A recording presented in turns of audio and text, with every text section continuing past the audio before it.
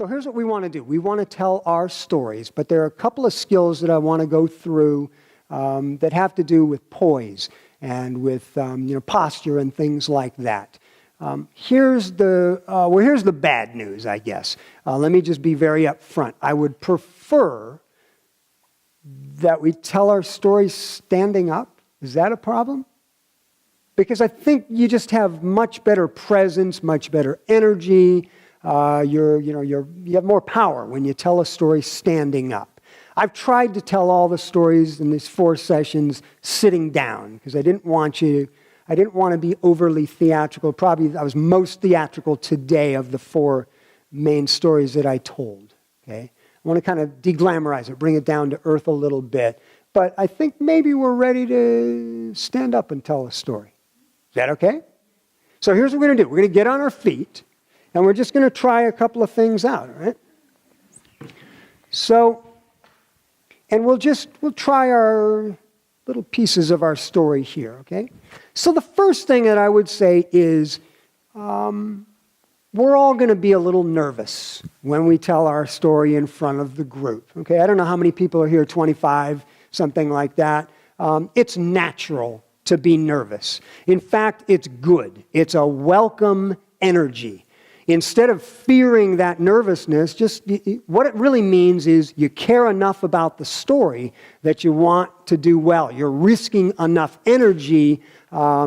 You have enough concern about it that it generates a little bit of anxiety, a little butterflies in the stomach. It's okay. If you don't have that nervousness, that might be a bad sign, like, I don't really care, okay? So welcome a little bit of fluttery stomach there. It's okay. Right? The only real thing you can do is you can get control of your breathing. So right now, let's just, and I assume there's some nervous energy right now because we know we're going to tell our stories in a few more minutes. So the thing to do is just to take a couple of deep breaths, okay? So let's just do that. Let's just take a few, like maybe 3 different deep breaths. And you can just really blow it out, get rid of some of that nervousness there, taking a nice relaxing inhale of breath. Okay, just do it at your own. We don't have to do it in unison or anything like that. Just take a few breaths in and out until you kind of feel a little more relaxed. There might be some nervous tension in your body, and you can just, and you can sort of figure out what works best for you. I just kind of move my arms around a little bit sometimes. If you know maybe some Tai Chi or something, great. If you know a yoga stretch that works for you, good. You want to touch your toes, whatever works for you, whatever gets some of that physical tension out. There you go, that's good. Whatever works best for you, okay? You know your areas of tension. If they're in your arms, then stretch that out, If it's a torso thing, do that, if it's, okay? So, all right. Now, when you begin, I want you to get in front of the group and get settled as quickly as you possibly can. So let's see if we can all tell our stories over here when we do them. And let's say you're walking from over here. First of all, I want you to walk gracefully. Okay? No, this is before you're talking. You're just approaching the place where you're going to tell the story. So what I don't want you to do is go like, okay? That kind of body language shows you're not ready. It disrespects yourself and it disrespects the audience, okay? Okay, like, or doing one of these, or whatever. Just walk as gracefully as you can, a little bit of confidence. Go straight to the place where you're going to tell the story and then get settled as quickly as you can. Okay? So not a lot of extraneous movement, settling in. So let's see if we can do this. I want everybody just to walk to another place. It doesn't have to be there. I just want you to walk to a place, exude some confidence, settle in as quickly as you can, as if you were ready to tell your story. And I'll tell you what, just stay there, okay, so we can mix this up a little bit.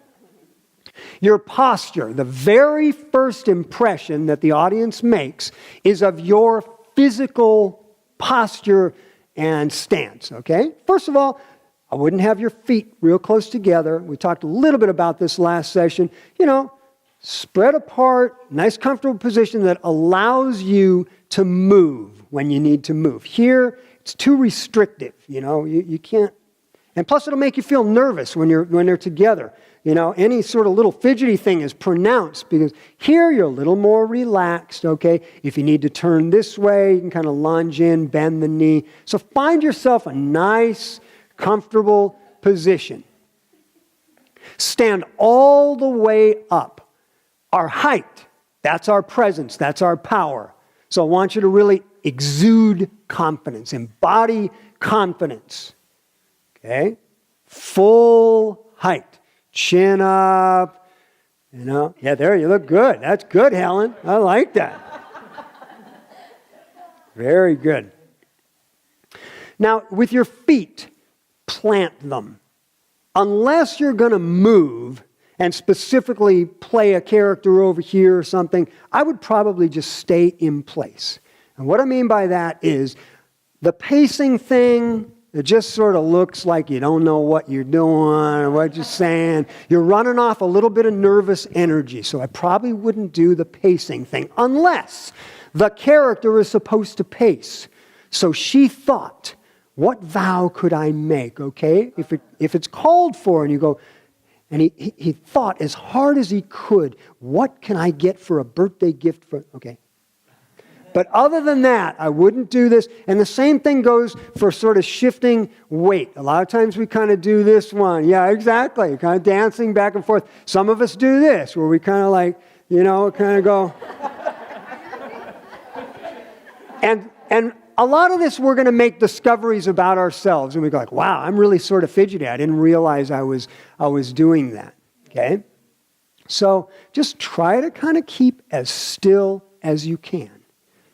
With things that are on your body, avoid messing with yourself. What I mean is, if your sleeves need to be up, roll your sleeves up before you get up there so you don't have to do it. If you have a watch and you think you're going to play with it, take it off. Okay? And if you do leave it on, then don't mess with it. Your hair is fine.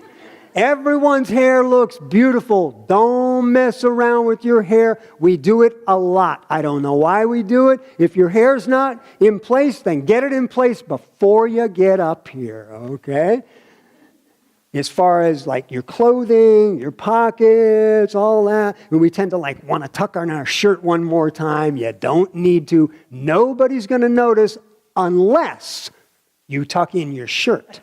Then you draw their attention to your shirt, to your ring. Oh, he's married. I didn't know that. You know what I mean? Oh, to your watch. Hey, I wonder what time it is. Okay, then it distracts people's attention. They're no longer thinking about the content of your story. They're thinking about what you're wearing, how nice your hair looks, what's wrong with your ring or your watch. Okay, so don't mess with any of that stuff. What to do with your hands. I can't say there's one right or wrong answer with this, okay? Last week we talked about using our bodies. Cynthia told me on the way up, you don't always want to use your bodies. And I think of, let's say last week I told the lion's whisker. And I'll bet I didn't do more than 3 or 4 gestures, okay? Maybe like when the whisker goes down into the thing, I just felt I had to do that one. So some stories, yeah, there's not much movement in the story at all. And that's perfectly acceptable. As long as there aren't any unplanned gestures, okay? That kind of thing, okay? Scratching and this kind of thing. If you can keep real still and tell your story, fantastic. But in general, I would put yourself in a position where it's easy to use gestures. And the best way to do that is to start off with gestures. Once, there was a man named Johnny Appleseed who planted apple seeds all across, you just start. And that it helps work off some of that nervous energy. So now you've got something to do with your body. Once you start doing physical things, you are no longer nervous. You're no longer as nervous. Okay? Could you do this? I'm not positive I would recommend this. Yeah, or this is probably, body language says like this is closing yourself off from people. This is just a variation of that, You feel a little restricted because then like, what do? I really want to, because you can see sometimes people, they're going like, I want to gesture, but I don't know how to get the hand up. So I probably wouldn't, I wouldn't do this. It looks a little too casual, you probably keep them there. Looks like you don't care enough about the story. I probably wouldn't do that. Probably wouldn't do this. I would probably either just keep them at your sides or get them ready. Okay, get them ready to actually tell the story. Good job, Lena. I like that. That's good. Okay. So, okay. Before you begin the story, wait about a second or two before you tell the story, okay? So I'm going to tell the first sentence of that Janie Bodhiseed story. Many years ago, you see what I did? What'd I do? Yeah, absolutely. That little pause lets everybody know I'm about to tell the story, to have everybody's attention. You ready? Okay, here I go, and launch into it. So there's a little pause. It's a tough pause to take because, like, wow, I want to get into the story. I don't want to have to wait. Everybody's looking at me. But that momentary pause is really important. So what I want you to do right now is I want you just to pretend that you're telling, everybody's going to tell at the same time, just the first sentence of your tale, okay? And I want you just to wait a split second, look around at the people, and then wait a split second and say just the first sentence or the first phrase of your sentence. Ready? Go ahead. So let's try this. Let's practice that one more time. But this time, I want you to put your hands in a position where you can actually use gestures throughout that whole sentence. Okay, just see if it works. If you go like, well, this doesn't really work for that particular story. I don't really want to do gestures. Then that's fine. Then you'll know. Okay, but try it with gestures. That way, you can make a decision. Is it better to just keep them at your sides? Is it better? Okay, so just try speaking impressionistically. Again, not like one. Okay? Try talking with your hands. So we're going to wait a second before you begin, and you're going to say that whole first sentence with your hands. Ready? Go. Okay, what I saw looked really good with the gestures. I think it's going to be so much more engaging if you do some gesturing, but can we make a few comments? What did you discover there? How'd it go, Connie? Does it? Okay. Okay. And so for some of us, it might feel more natural the more we do it, possibly. For some of us, it's just not ever going to be natural, and that's okay. You're just going to be, a very still storyteller, and, it's more dependent on the voice for you, okay? I think the facial expression also helps. Sure. Yeah, and I'm probably not going to get too much into the facial expression aspect of it because it's so individual, and there's not like, okay, now everybody do this expression. So that's kind of a hard one. It's a hard one to make some general comments about. So probably skip that. But any other comments about gesturing or movement? How did it work? How about the feet? Can we use it? So again, here's the rule. If there's a reason to move, go ahead and move your feet. Other than that, I would plant my feet. But again, we don't want to just be like walking around. If there's a reason that I want to go close to and I want to, kind of, see, I'm already intimidating her or something like that. But maybe I want. Or maybe, it's like a Halloween story and you're trying to get close to people or something, But in general, unless the character says, and the character went up to the front door. Okay, maybe there's a reason to move. But just to kind of like be doing that, it takes away from your story, I would say. Yeah? Okay, any other comments, though, about gesturing or moving? Anything? Who thinks it's going to work is it going to work for you to use gestures? Raise your hand if you think gesturing is going to kind of work for you. A few of you? Okay, that's good. Good. Okay, that's great. Now, with contact with the audience, so here's the thing. First of all, try to include everybody. We have this nice little circular thing, okay? You want to see if you can look at everybody in the circle. So you're going to go around. Now, you know that I just looked at you, right? See? Everybody knows when you're looking. Okay, Young knows that I'm looking at her right now. Sandy knows I'm looking at her right now. And what's happening is you're giving attention to individual people. You're looking at them, you're making a connection, you're establishing rapport with that person. You're winning them over too, you know? You're getting the message across to that person. Yeah, all right? Now, avoid this sort of superficial thing. He told me to look at everybody, so I looked at everybody. Okay, and now I looked, you know what I mean? All right, I looked over there, you know what I mean? Yeah, you did, but when you looked at Jade, were you really looking at her, or were you just going from Lena to Van, and you just sort of went across Jade, okay? What you want to do is really look at that person. Spend some time with an individual. Give a little bit of the story. And it doesn't have to be, okay, I'm going to start with it doesn't have to be like that, like sequential. It could be, I look over here at Cynthia, and then I go over here to Roger, and then I come back to Jerry. It could be like, yeah?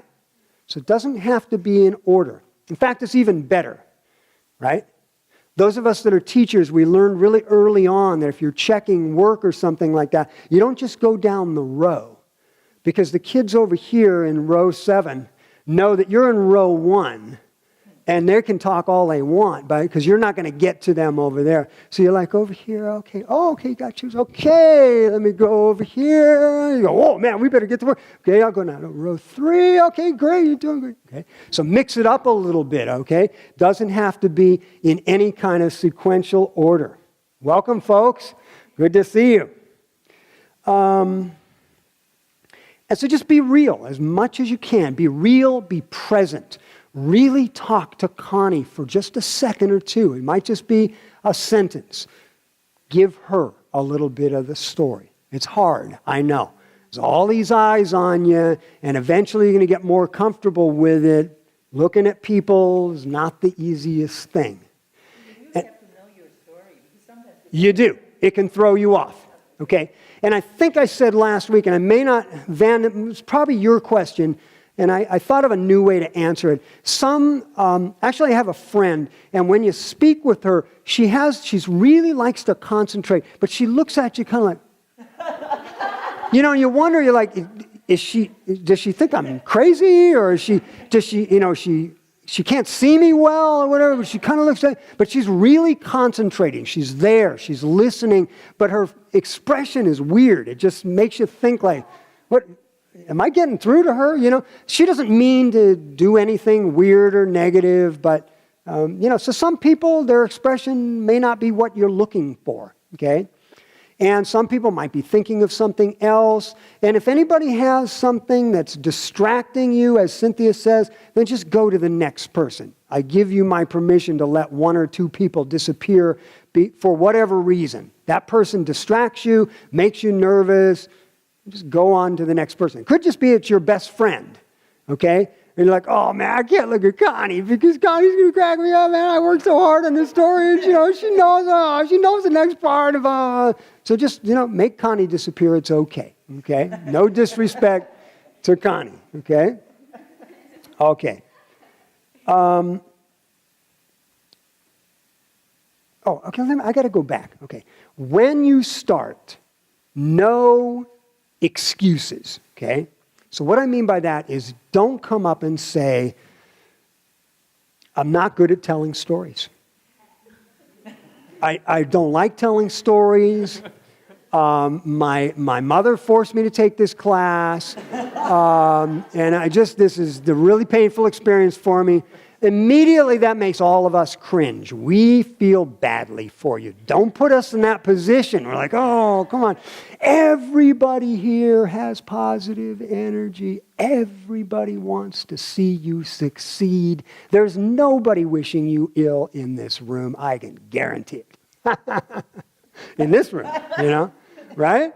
So count on that positive feedback that you're going to get from people, but no excuses, okay?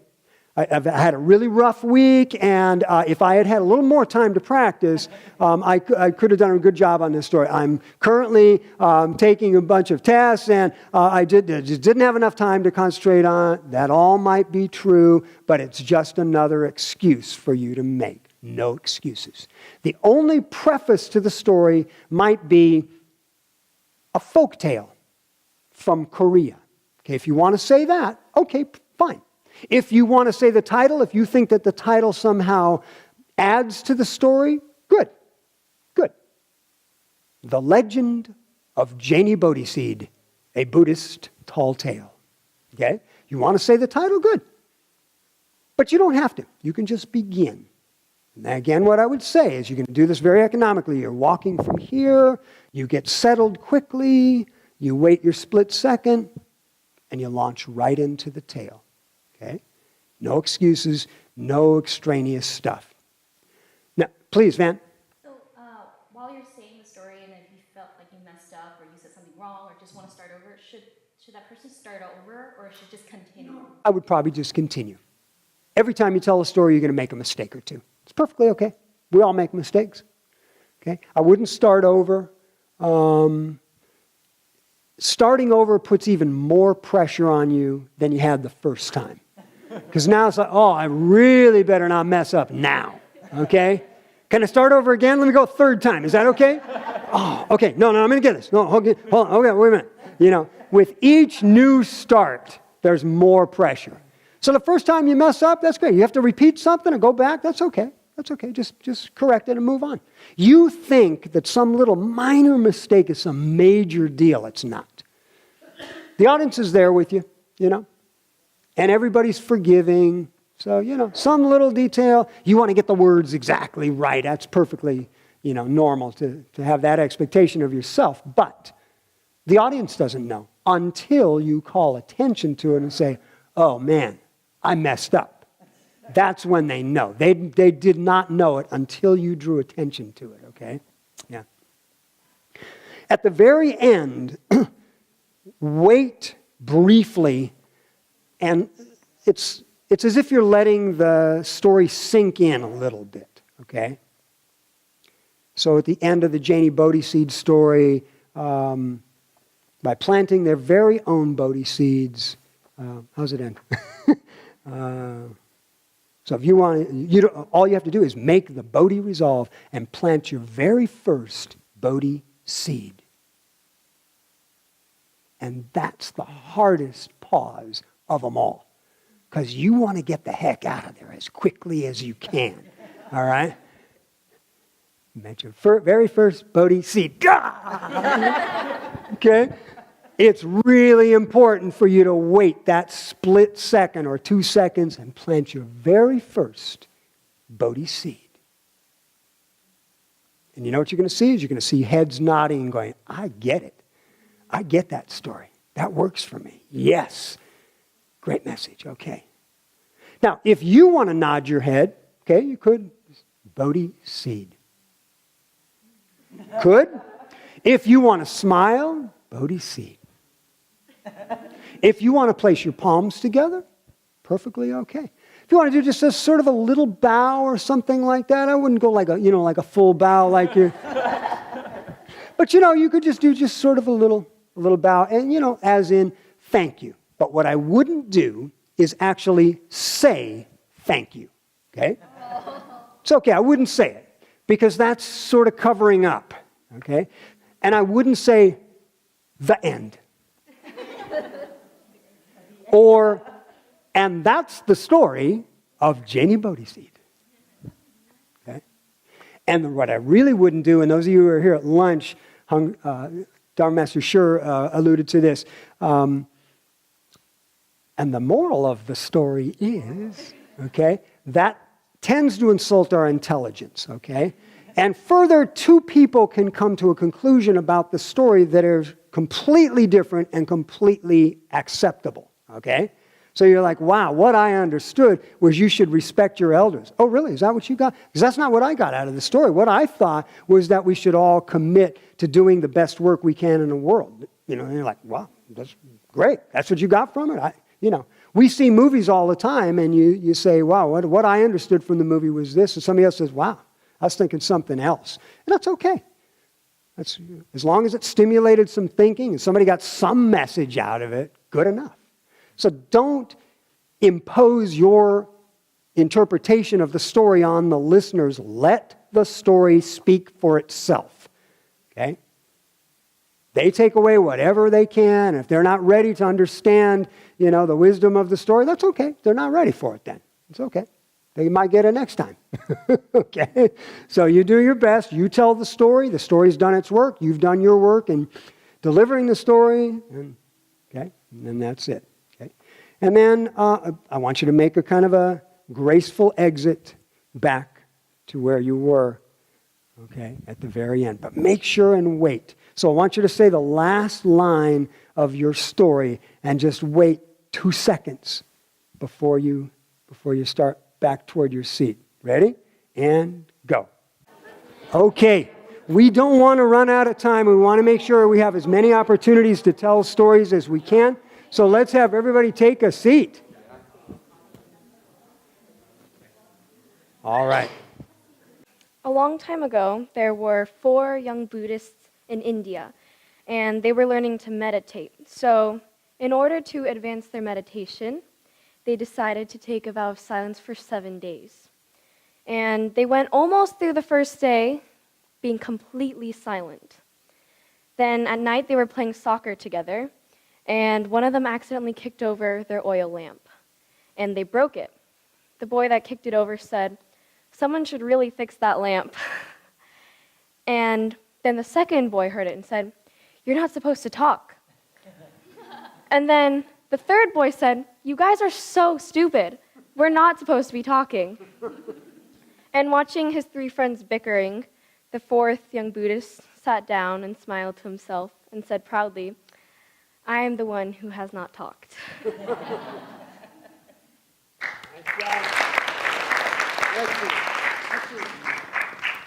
Outstanding. The youngest one among us, outstanding. Wow. How old are you? Oh. A few decades back, not too far from here, there lived a young boy going through a very difficult time. His parents were recently divorced. They had moved to a new city, so he was making new friends. And worst of all, school was ahead of the school where he had come from. So it was very hard. And he was not happy at school. Well, as it happens, a new semester comes along and a chance for an easier set of classes. And he found himself in an easy class, a history class, taught by Miss Pasquinelli. Nothing special about Miss Pasquinelli. She was a regular teacher, and the class was a regular class, but what he found there was very special. What he found was a teacher who read aloud to the class every day, almost all day, from a history book, from a story, from a history book story. And it was the coolest. It made school fun again, and it made him a good reader just from that one semester. And he grew up reading lots of books, magazines, even entire sutras. What would have happened to him had it not been for that class, who knows, but change him, it did profoundly and for the better. And I'll channel him right now. He would like to say from the bottom of his heart, Miss Pasquinelli, thank you.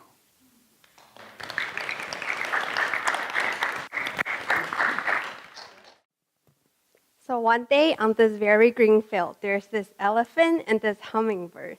The hummingbird was lying on its back on the floor, and the elephant saw and said, "Hey, hummingbird, what are you doing on the floor?" And then the hummingbird looked at the elephant and said, "Oh, I heard the sky is falling down today. I want to help to hold it up." And the elephant looked at the hummingbird, laughed, And he said, with those little feet, you think can hold up the sky? And then the hummingbird said, not alone. We should each do what we can, and this is what I can do. Once there was a monk that sat by a river with his student. And then, as they sat there, there was this large scorpion that fell into the river. And then without hesitation, the monk reached into the river and saved the scorpion, but got stung in the process. A few minutes later, the same scorpion fell into the river.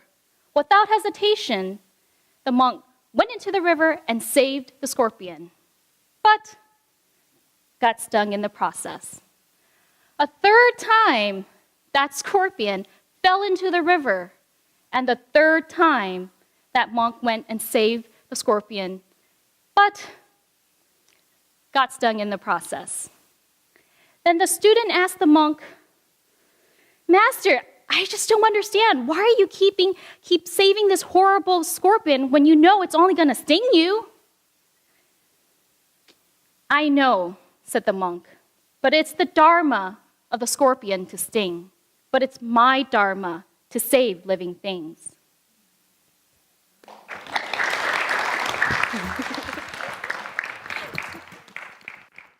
Lulu is a cultivator.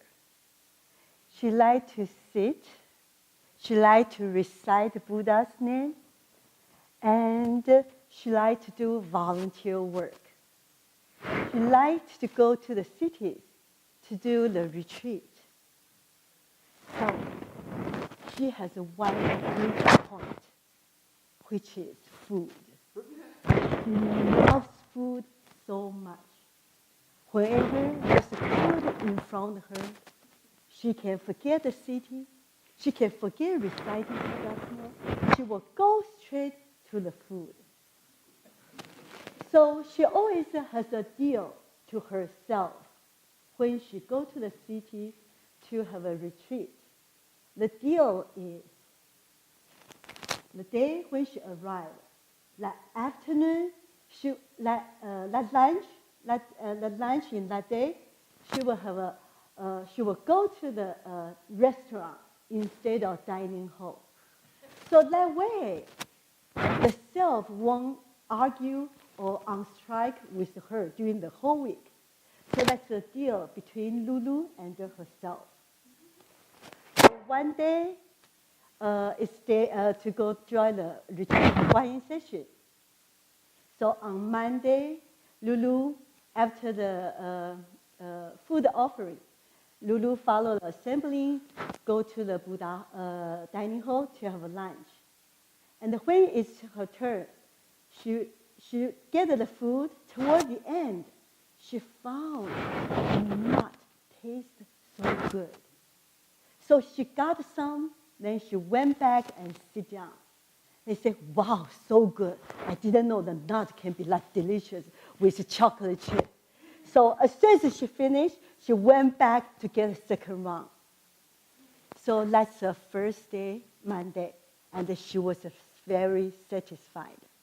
The second day, which is Tuesday, then when after the food offering, when she's about to go to the dining hall, there's a master walk toward Lulu. Lulu, yes, master. We need somebody vacuum the Buddha hall. Would you like to do this? We need some volunteer. Lulu, that moment, was inside. On her face, she said, yes, sure, I will do it. But inside, she suffered so much. How about the nuts? I want the nuts. Will I get the nuts? 45 minutes later, will I still have the nuts? So anyway, so she started, instead of going to the dining hall, she go to the kitchen, to the bathroom to get vacuum, start to vacuum. Then she vacuumed, nuts. When can I finish? So finally, 45 minutes later, she went to the dining hall. Of course, she didn't have any expectation. She know there shouldn't be have any nuts. But surprisingly, when she reached to the all get the dishes toward the end, she found there's a full bowl of nuts. Wow, how could that happen? I was 45 minutes later. How could there's the nuts there? Anyway, she get as much as possible. Then she sat down. Then she happily finished the meal. Then next day, Wednesday, when she took the vacuum out again, I wondered, today I will be as lucky as yesterday. After 45 minutes later, I still can have the nuts. Anyway, she finished that. She went there. Surprisingly, a full of nuts is waiting for her. So Tuesday, Wednesday, Thursday, Friday, she got the nuts. And that's on top of she finished the vacuum, the work. And she got the nuts, which she didn't expect at all. Then Saturday, a friend walked by. Hey, Lulu, why you go back to Berkeley? Lulu said, oh, Saturday, today, I only do half day. Once finish lunch, I go back to Berkeley. And the friend said, hey, I can help you vacuum. Since you are going home, why not just go dining hall, have a lunch, and go home? Lulu said, oh, great, really? I mean, you're going to help me? So in Lulu's mind, it's, wow, I saved 45 minutes. I can go to with the assembly to have the nuts, to get the nuts. So Lulu's so happy. Thank you. Then she walked to the dining hall. She assumed she's going to get the nuts, like every day. Besides, today is 45 minutes early. Then when it's her turn, she got the food. Then she toward to the nuts area, the snack area. What? The bowl is empty. What's going on? I was 45 minutes early. How come there's no nuts there? So Lulu, very disappointed, get the food what she get and sit down with a lot of question marks in her mind. And finish her lunch, she walked out the dining hall.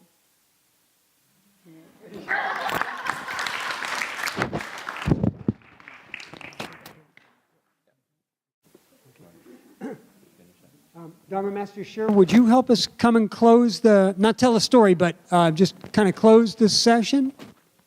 Yeah? I enjoyed all the stories I heard. And not many of them, but not all of them, began looking backwards, letting us know about something that happened in the past.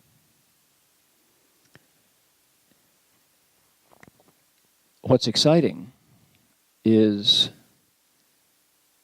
when we hear stories happening all around us. I visited the Gold Coast Aboriginal Center, just 5 minutes from our monastery on Benogan Road in Queensland. There were young people there, young Aboriginal people, with their elders seated in chairs. The young people said, we are trying hard to keep the memory alive of our own indigenous culture that has nearly been driven extinct. We're doing this through stories, they said. They began to share their stories with us, and their stories were all connected to animals and to the land. And I was so moved by what I heard that I connected the lessons that they were teaching about keeping something ancient alive and fresh with my life as a Buddhist monk. They said, the animals tell you old stories, the stories that have always been here in the wind, in the leaves of the gum trees as they blow. Who you think you are is made of stories. The stories make you. They make us. We know who we are from the stories that we hear, and then we share who we are with the stories that we tell. We pass on our values as human beings in our stories. And that resonated with me, and I took it back to my cabin in the bush. They don't call it the woods or the forest, they call it the bush. And I saw the birds fly by and saw the possums come down from the trees and saw the pythons rustle underneath. And I heard, not in so many words, but I heard this lesson. The animals said, "We have been here forever. We come to you out of your dreams. Humans come and go like the rest of us, but our memory goes back to the beginning. Kind of like your Buddha nature. It's always around, and you can find it everywhere. But you have to know where to look and how to dig it up. Once you recognize it, what you see is there is nowhere where it's not. So if we can learn where to see it and how to dig it up, the stories are fresh. Now, some of the stories we heard today came from our families in Los Angeles and in boats. And those are fresh stories in our lives. So between now and November 10th, was it, when we have our event, what would be wonderful would be if we all exercise our story listening muscles. A lot of what we hear is just the flow of chatter. Oh, really? Oh, no kidding? No. Oh, my God. Really? Oh, emoji. Oh, my God. No way. Oh, I can't believe it. No. There's a lot of process talk like that. And that's the kind of the glue of our social contact. But right in the flow of that process talk come the jewels of stories. Real life experience. A subject, an object, a verb. We hear those, our story listening muscles go, there's the story. And we pull it out and we connect it to the Buddha nature that's always been there. And we pass it on, and the tradition plants itself in the soil of Northern California in 2018, and our stories carry the gold of wisdom and compassion. So, anyway, I wanted to make sure that people didn't think you always have to go once upon a time. Those are priceless stories, and you told them so well. But if we can get our story listening muscles connected to our heart of giving and sharing, then we've really got pearls and rubies and emeralds and diamonds to give to everyone. So that's what I would like to hear. Okay, sorry to keep everyone so late. Let's meet again on November 10th. And I think what I'll do is I might bring in maybe some Aesop fables, and we'll look at some of those. They're very short stories. We can maybe just learn them within the time period of the class and tell those, and then talk a little bit more about where we want to go into the future, okay? Really loved all of your stories. Thanks for all the effort and the time you put into practicing those, and I think we're in a very good place. I'm very, very pleased. Thank you so much. Amitabha.